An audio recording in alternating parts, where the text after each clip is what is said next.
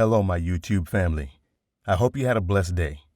Our aim is to teach you something about the food the FDA allows us to consume so you can make educated purchases when feeding your loved ones. Seek the advice of a medical or nutrition professional prior to making any changes to your diet. Out of the millions of potential subscribers, we just want to reach one so each one can teach one. Let's get familiar.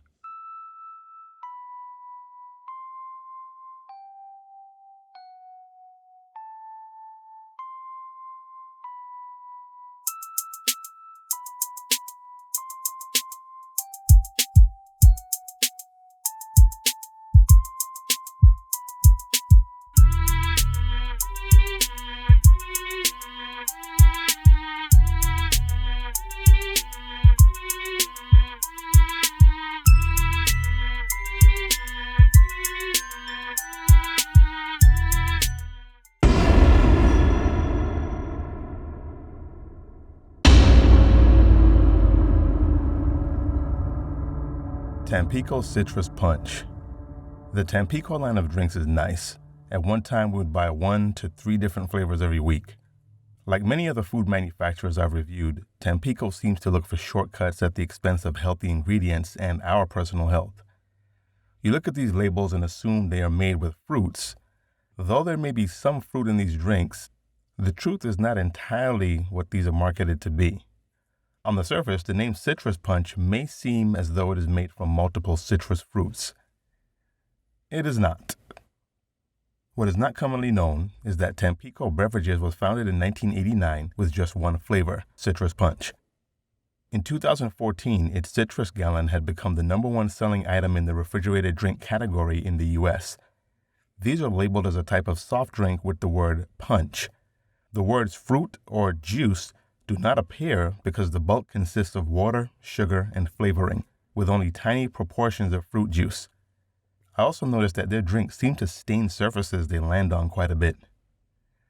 Again, we go down the rabbit hole to see what lies beneath. When I started consuming healthier foods and beverages, I took a look back at Tampico to see exactly what I was drinking. While you are watching this, keep in mind, we're talking about the way a company manufactures fruit juice. When you squeeze an orange, you get orange juice, and there's only one ingredient. The question you need to keep in mind is, why do they need all of these ingredients to make fruit juice? Let's dig a little deeper. High fructose corn syrup. High fructose corn syrup, or HFCS, is a sweetener derived from cornstarch. Cornstarch is composed of a chain of glucose molecules joined together. To create this experiment, enzymes must be added to corn syrup to change some of the glucose into other simple sugar called fructose. The enzymes used in HFCS processing have been genetically modified to improve their heat stability for the production of HFCS. It's a GMO. 9 of the many dangers of HFCS include weight gain, cancer, fatty liver and liver stress, increased cholesterol levels, diabetes, high blood pressure, heart disease, leaky gut, and increased mercury intake. In a study published in Environmental Health, mercury was detected in almost 50% of samples of commercial high fructose corn syrup. Ascorbic acid. This is synthetic vitamin C, usually derived from GMO corn. Natural and artificial flavor. Both natural and artificial flavors are synthesized in laboratories, but artificial flavors come from petroleum and other inedible substances. Natural flavor can refer to anything that comes from a spice, fruit, or fruit juice, vegetable or vegetable juice, edible yeast, herb, bark, bud, root, leaf, meat, seafood, poultry, eggs, dairy products, or anything fermented from those foods, according to Food and Drug Administration spokesperson Deborah Kotz. It's an essential oil, or an essence, or a product of fermentation, or one of 3,000 chemical additives, or actually 100 different things vaguely related to food, all conveniently and anonymously lumped together to form a cohesive taste reminiscent of a single real-world flavor. The significant function in food is flavoring rather than nutritional. Here are some examples. Natural blueberry flavor is extracted in a lab from a real live blueberry, that was plucked from a real live blueberry bush. Note that the flavors can also come from other fruits, vegetables, seeds, or any other natural sources. An artificial blueberry flavor begins and ends its life in a laboratory. It's made to taste like blueberry through an amalgamation of man-made aroma and flavor chemicals that befit a blueberry. Potassium sorbate. Potassium sorbate is composed of potassium hydroxide, an inorganic compound, as well as sorbic acid, a natural organic compound. Higher than normal levels of potassium in the blood leads to hyperkalemia, as mentioned by Medline Plus. Hyperkalemia happens when the level of potassium in the bloodstream is higher than normal due to the excess release of potassium from the cells or the increase in total body potassium through ingesting too much of the electrolyte. Potassium may come from sources like food additives, medications, dietary supplements. EDTA. EDTA has been approved by the FDA as a food additive. It has the role to stabilize mixtures of oils and fats, promote color retention, and extend food shelf life. This compound is also used in cosmetics, soaps, cleaning products, and pharmaceuticals. Sucralose. Sucralose is a zero-calorie artificial sweetener, and Splenda is the most common sucralose-based product. It's made from sugar in a multi-step chemical process in which 3 hydrogen-oxygen groups are replaced with chlorine atoms. Sucralose may raise blood sugar and insulin levels in people who do not consume artificial sweeteners regularly. However, it probably has no effect on people who regularly use artificial sweeteners.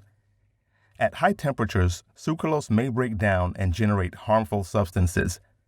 These substances may raise cancer risk. More research is needed, but it may be best to use other sweeteners instead when baking at temperatures above 350 degrees Fahrenheit or 120 degrees Celsius in the meantime. Acesulfame potassium. Acesulfame potassium is yet another sweetener that is up to 200 times sweeter than table sugar. Also known as acesulfame K or ACE-K, the ingredient is a calorie-free sweetener found in sugar-free products. Alone, it's a white crystal powder with a slightly bitter aftertaste. Because of this taste, it's often blended with the other sweeteners like sucralose, used in Splenda, or aspartame, used in Equal, both controversial in their own right. It can be found in soft drinks, protein shakes, drink mixes, frozen desserts, baked goods, candy, gum, and tabletop sweeteners. The Food and Drug Administration approved of ACE-K's use in soft drinks in 1998, increasing consumer exposure to the ingredient. The Center for Science in the Public Interest says despite the shortcomings of early research, there is a link between ACE-K and cancer. Neotame. Neotame is yet another artificial sweetener developed by NutraSweet that is an astonishing 8,000 times as sweet as sugar. In fact, depending on how it's used, it can be up to 13,000 times sweeter than sugar. It's a modified form of aspartame, and it has a good flavor with little aftertaste. Unlike aspartame, it does not break down under heat, and so it's suitable for cooking and in processed foods. So, let me get this straight. Aspartame failed, and the best idea they came up with was to go back to the lab and recreate it. How long should we wait until we see the late-night commercials promising a payout from a class action lawsuit because of Neotame? Food starch modified. Modified food starch is bad for you. The ingredient is treated with potentially harmful chemicals and has a high risk of contamination. Modified food starch contains maltodextrin, a flavorless powder that is employed as a binding agent in many products. Monosodium glutamate, MSG, is another chemical commonly added to modified food starch to further boost flavors. As if the other ingredients weren't bad enough. Let's move on. Yellow 5. Yellow 5 is also known as tartrazine or E102. Yellow 5 is widely used in the making of potato chips, jams, candy, drinks, and even pet food. It's also added to shampoo and other cosmetic products, as well as vitamins and certain medications. Yellow 5 is banned in Austria and Norway, and other European countries have issued warnings about their possible side effects. However, it's still freely and extensively used in the U.S. Yellow 6. Yellow 6, a toxic chemical, is a sulfonated form of Sudan 1. This poisonous substance was one of the original petroleum azo compound dyes developed in the late 19th century during the European textile boom. Sudan 1 is classified as a level 3 carcinogen, meaning that it caused cancerous tumors in lab animals, but has no specific link to cancer in humans. A tiny proportion of people express an allergy to yellow 6 and experience symptoms such as hives, asthma, and skin rashes. Corn oil. Corn oil is a refined vegetable oil widely used in cooking and especially deep frying. It also has many other applications and is commonly used for industrial purposes or as an ingredient in cosmetics. Corn must go through a complex refining process to produce corn oil. This process gives the oil many unique characteristics, though not all of them are positive. Corn oil is 100% fat and provides 122 calories per tablespoon. It's mostly made of polyunsaturated omega-6 fats and contains some vitamin E. Corn oil is high in inflammatory omega-6 fats and made from GMO corn. It's also highly refined and produces harmful acrylamide when heated. Xanthan gum. Xanthan gum is a popular food additive that's commonly added to foods as a thickener or stabilizer. It's created when sugar is fermented by a type of bacteria called Xanthomonas campestris. When sugar is fermented, it creates a broth or a goo-like substance, which is made solid by adding an alcohol. It is then dried and turned into a powder. The important thing to know is the sugar can come from many different places, including wheat, corn, soy, and dairy. People with severe allergies to these products may need to avoid foods containing xanthan gum unless they can determine what source the xanthan gum came from. One last thing I'll tell you all. When looking at this label, always look at the serving size. It is 8 ounces and they estimate 6 servings in the bottle. The main thing to be concerned about on this label is the sugar content. The American Heart Association states men should eat no more than 36 grams of sugar daily, women should eat no more than 25 grams of sugar daily, and children should eat less than 25 grams of sugar daily. This directly impacts diabetes, high blood pressure, and obesity issues in America. Please read the labels. If you don't understand what you're reading, again, check back here on this channel or simply send us an email and we may already have research that'll help you understand what you're ingesting. Most importantly, always research for yourself and consult a doctor or nutritionist with any specific questions pertaining to your diet. Next week, Friday, we'll continue on this road as we dig deeper into more items sold in your favorite grocery stores. Don't forget to subscribe, like, and share this valuable information with your loved ones. Click the notification bell so you'll be notified when we upload new videos. Find The Awakening Frequency on Twitter and Instagram, and also Facebook. Again, I'm not a doctor, nutritionist, nor do I have any experience in the medical or health fields.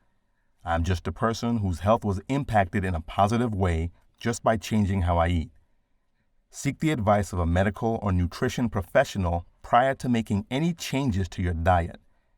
We are The Awakening Frequency. Out of the millions of potential subscribers, we just want to reach one so each one can teach one.